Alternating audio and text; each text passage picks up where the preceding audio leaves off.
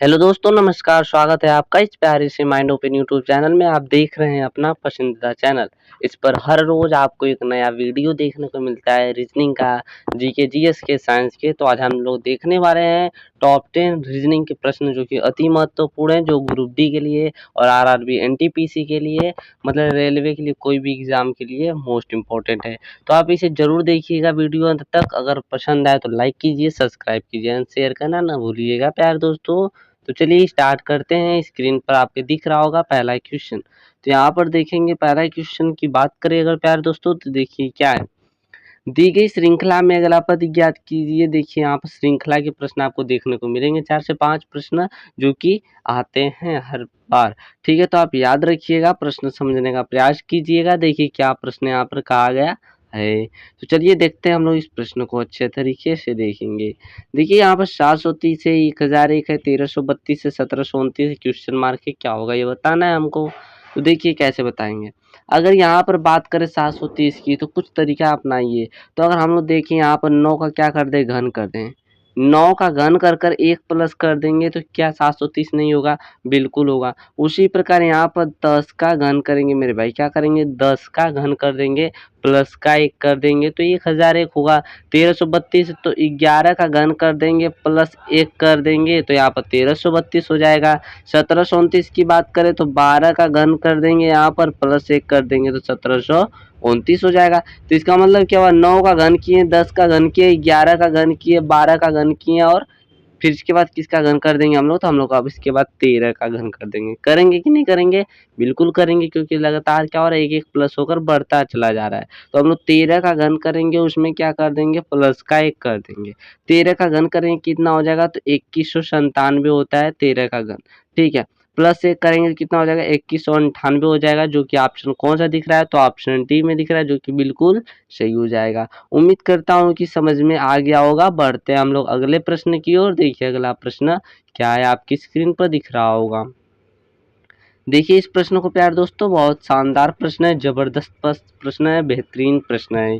दी गई श्रृंखला में अगला पद ज्ञात कीजिए। अगला पद ज्ञात करना है, कैसे ज्ञात करेंगे। देखिए यहाँ पर 79 है, 159, 199, 219 क्वेश्चन मार्क है, क्या होगा।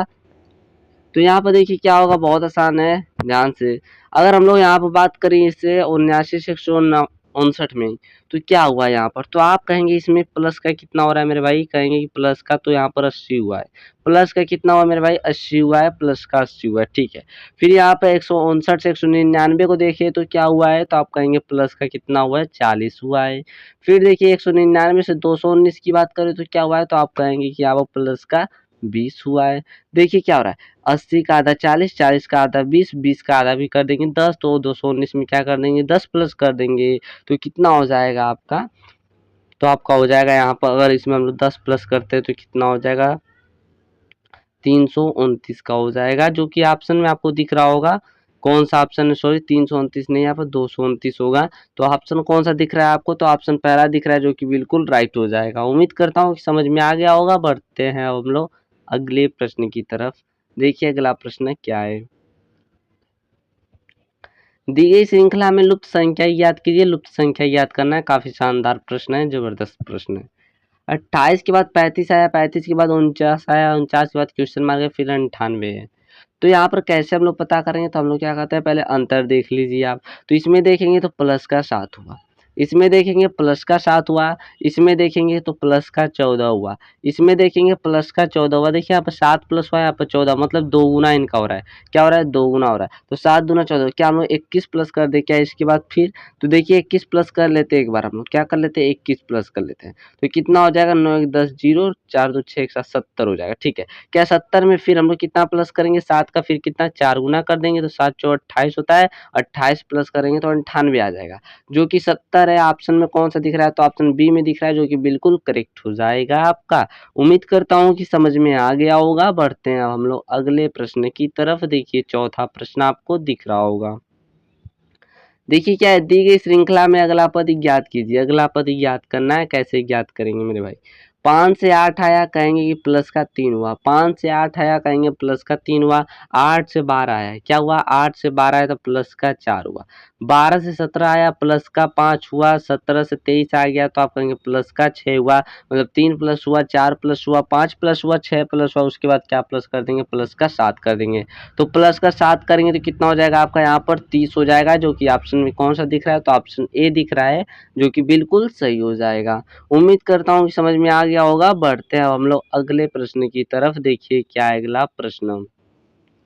नीचे दिए गए समीकरण को सही बनाने के लिए कौन से दो चिन्हों को आपस में बदलना होगा। मतलब चिन्ह यहाँ पर दिया है ऑप्शन में, ऑप्शन का जो चिन्ह दिया उसी को रखकर आपको बदलना है। ठीक है, तो हम लोग पहला ऑप्शन लेते हैं, क्या है, माइनस और भाग है। तो देखिए यहाँ पर 75 हो जाएगा, यहाँ पर भाग है तो यहाँ पर माइनस हो जाएगा, फिर 5 हो जाएगा, फिर गुना हो जाएगा, फिर 15 हो जाएगा, यहाँ पर माइनस है तो भाग हो जाएगा, यहाँ पर 3 हो जाएगा, प्लस का 10 हो जाएगा।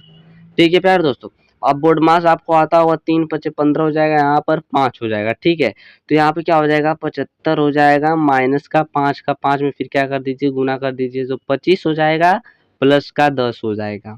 देखिए 75 में 10 जोड़ेंगे 85 हो जाएगा, माइनस का 25 हो जाएगा, इसको घटाएंगे तो बराबर 60 आ जाएगा।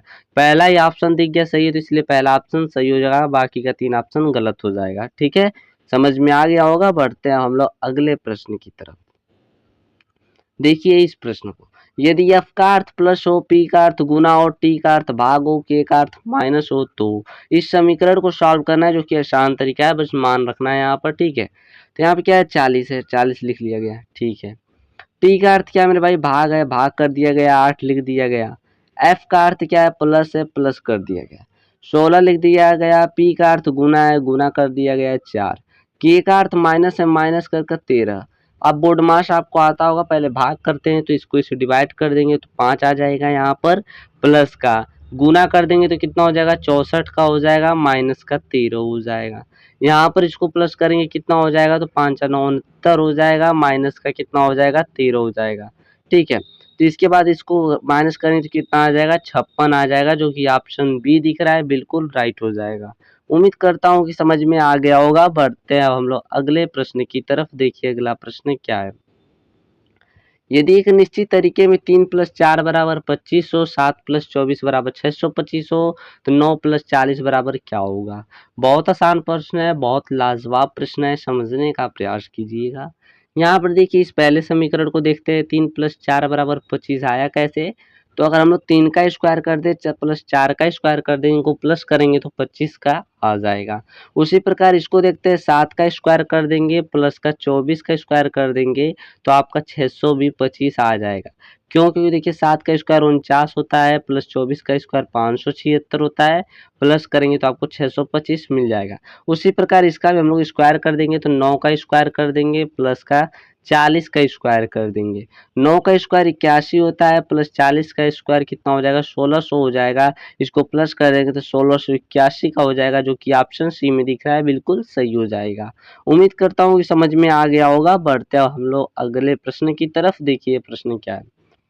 दी गई आकृति में कुल कितने त्रिभुज है बताना है, सबसे आसान तरीका है। पहले काउंट कर लीजिए, यहाँ पर 1 हुआ या 2 हुआ, 2 त्रिभुज आपको इस तरह मिल गए। ठीक है, इसके बाद देखिए 2 को फलक को लीजिए, यहाँ पर एक फलक ये हो गया और एक फलक यहाँ से देखेंगे ये हो गया, 2 फलक हो गए 2 फलक। एक देखिए ये हो गया, 3 फलक हो गए, तो 3 इधर से प्लस कर लीजिए।